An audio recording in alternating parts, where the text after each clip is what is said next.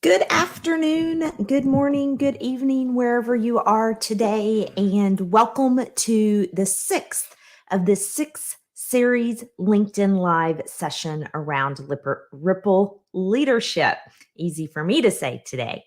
So, hopefully, I will see many of you here online. That would be wonderful. For those of you who watch the replay, I would love to connect with you and hear from you on social media as well.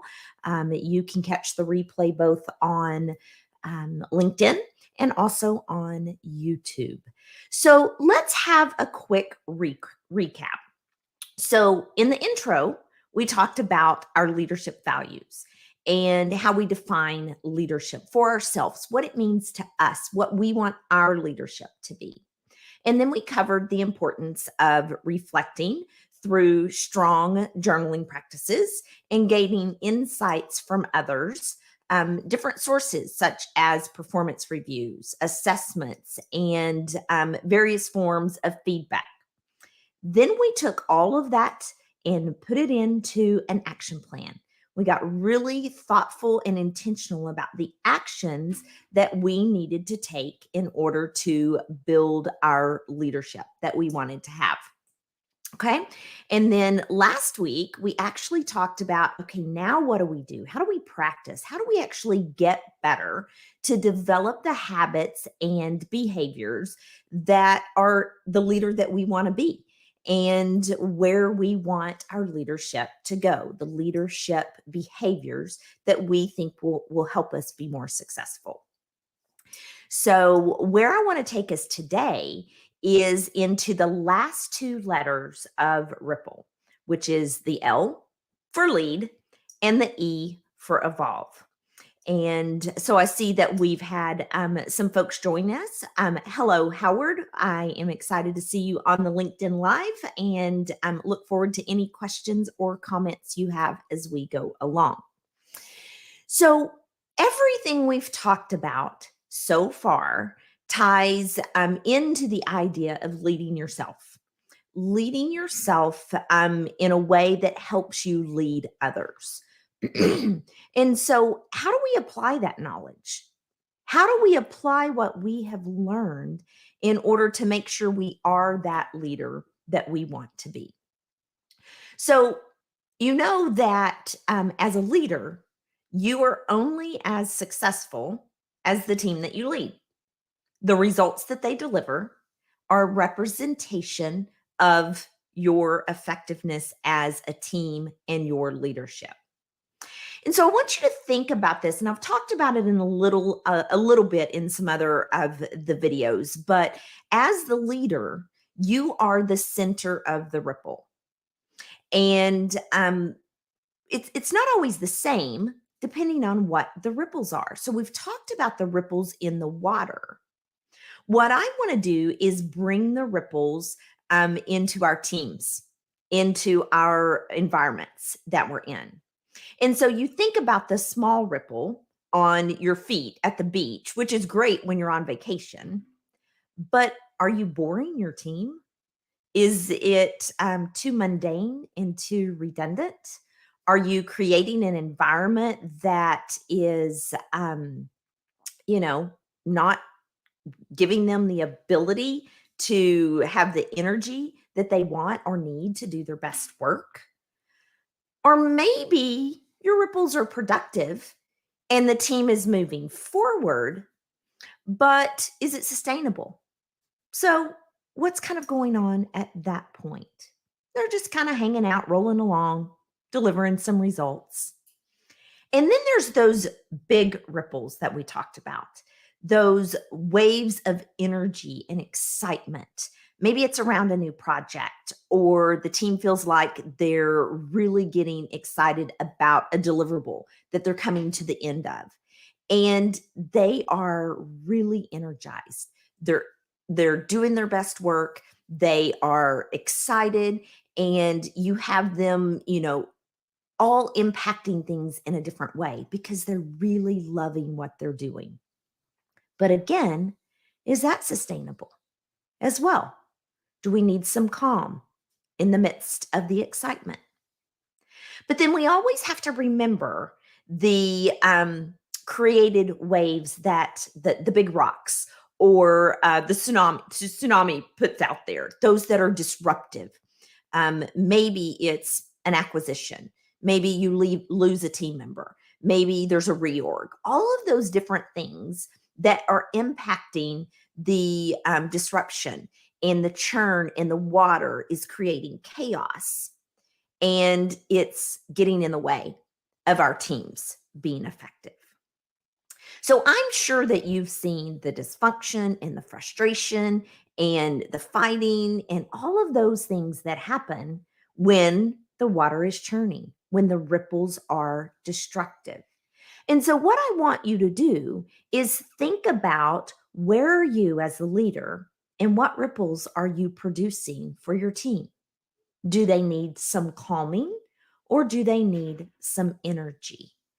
And, it actually could be different for even different people on your team. But obviously, what you want to do is you want to create the ripples that lead to the positive work environment and generate the energy and the high performance of the team. So I encourage you to think about those ripples that you're creating on an ongoing basis and think about where you are in the center and what you need to do to adjust if you need to adjust. And then you can help your team be more productive. Okay? And so the next thing that I really want to talk about is evolving. And so, how do we grow as a leader? How do we make sure we continue to evolve and practice those things that we've been practicing? So, the world is changing, it is in a constant change. And especially when it comes to our work environments, it could be promotions or job changes or mergers or acquisitions, new leadership, new projects, new products, and your ability as a leader to adjust your leadership behaviors will continue throughout your leadership journey. And so, as we've talked about this path that you're on and this identity that you want to have as a leader, it's not a one and done. It is something that you will continue to grow and change as your leadership grows and changes, either within yourself or the changes around you. And so, in order to have the impact that you desire, to be the leaders that others want to follow, and maybe to be the obvious choice for the new role that you wish to hold, you have to continue to create the ripples you want to create.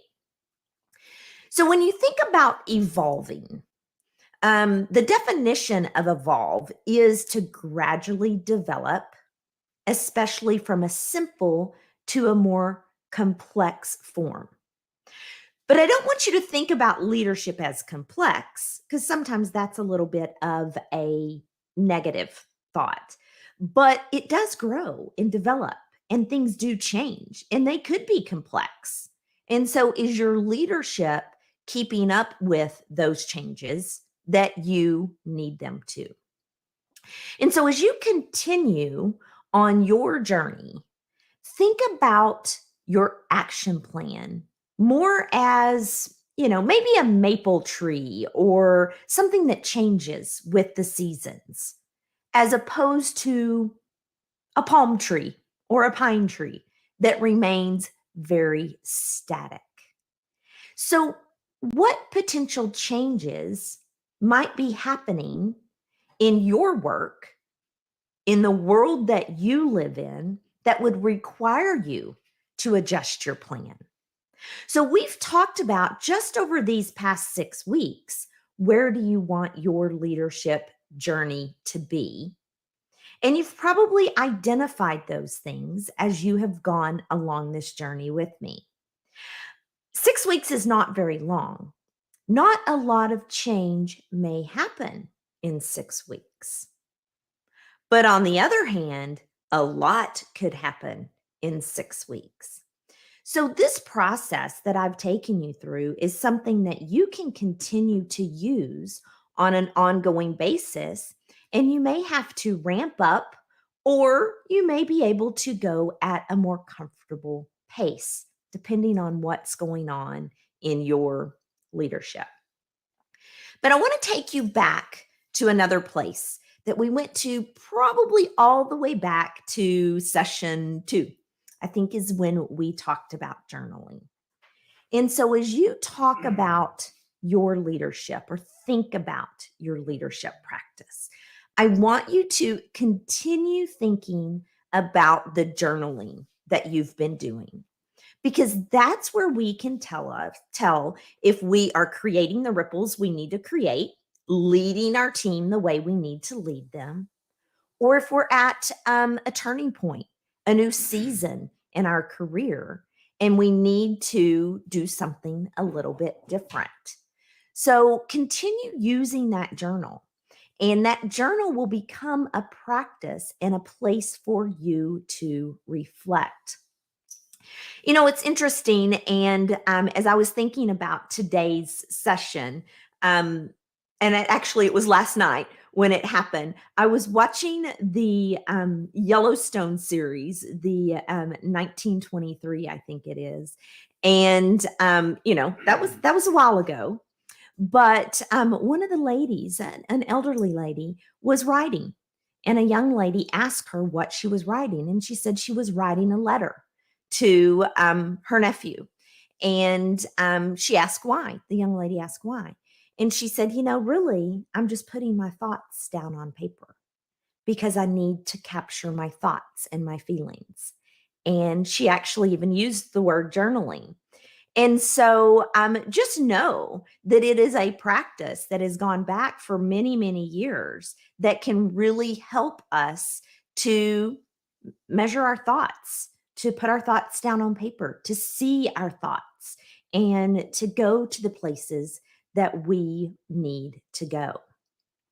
And so when you think about those things, think about being very thoughtful and intentional about your leadership, because it takes that practice in order for you to design the leadership journey that you want and need to design.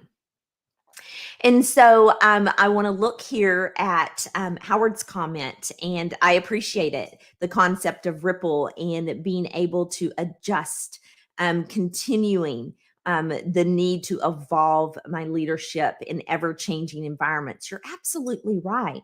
Our worlds and our environments change frequently, both internally, inside our offices, and outside. Things happen. Maybe your family is relocating. That could impact or change your need to evolve your leadership journey. And so I appreciate you joining me today. And I appreciate those who are listening to this replay. I thank you all for being on this 6-week journey with me.